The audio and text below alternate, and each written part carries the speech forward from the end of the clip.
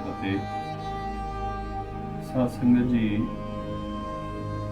ये जो बहुत ही छोटा स्वरूप धन सतगुरु साहिब श्री गुरु ग्रंथ साहिब महाराज जी का, जिहदे आप जी ने दर्शन करने ने, ये तकरीबन 1 इंच का जो ये साइज है, ये बड़ा एक अलौकिक इतिहास इस सतगुरु साहिब श्री गुरु ग्रंथ साहिब महाराज जी का। धन धन बाबा नरसिंह जी महाराज जदों कश्मीर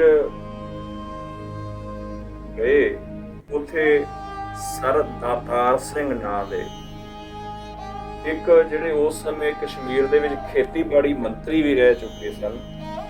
ये जिहड़ा स्वरूप है आप जी दर्शन कर रहे हो, ये जर्मन दा छपिया होया है। ते ये जिहड़ा स्वरूप है सर दातार सिंह दे कोल कश्मीर दे विच सी।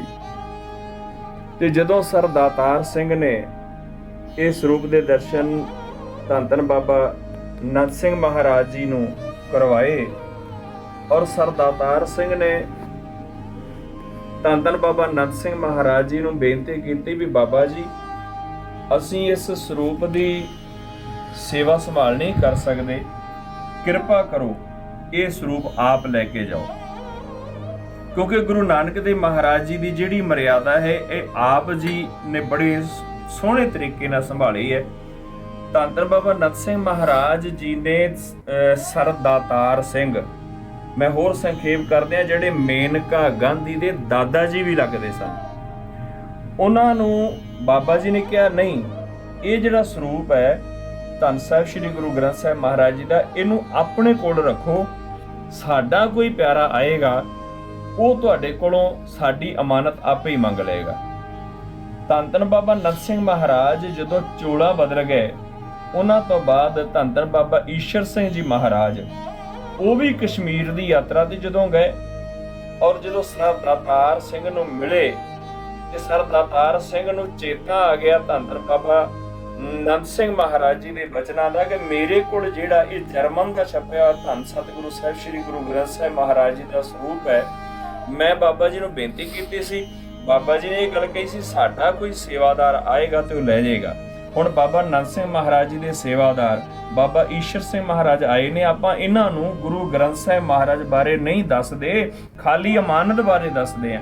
जे सच विच बाबा नंद सिंह महाराज जी दे ये पूर्ण भरोसे ते सिदक वाले सेवादार होए ते ये आपे ही मंग लैणगे। तो सर दातार सिंह ने बाबा ईश्वर सिंह महाराज जी नूं केवल इन्नी गल कही सी, बाबा जी धन धन बाबा नंद सिंह महाराज जी दी साडे कोल एक अमानत है।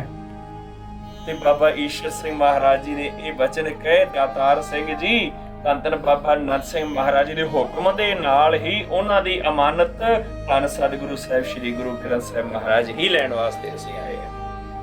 ते ये जिहड़ा स्वरूप आप जी दर्शन कर रहे हो, मैं कोशिश कीती है लेंस दे नाल इहनूं पढ़न दी, पर लेंस कुछ खराब होण करके इहदे विचों समझ नहीं आ पा रही पूरी तरीके नाल।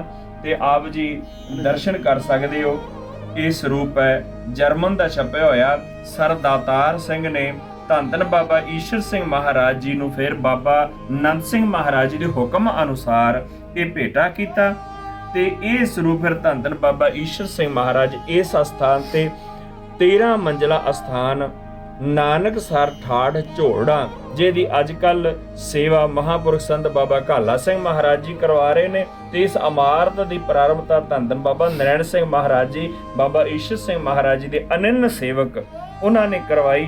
उस अस्थान के उत्ते ये गुरु ग्रंथ साहिब महाराज का छोटा स्वरूप सुशोभित है, और ये जो पालकी जो पूर्ण निरोल सोने की बनी हुई है, ये मेरे पातशाह जी विराजमान ने। संगतां दर्शन करके लाहा प्राप्त करदियां ने। वाहिगुरु जी का खालसा, वाहिगुरु जी की फतेह।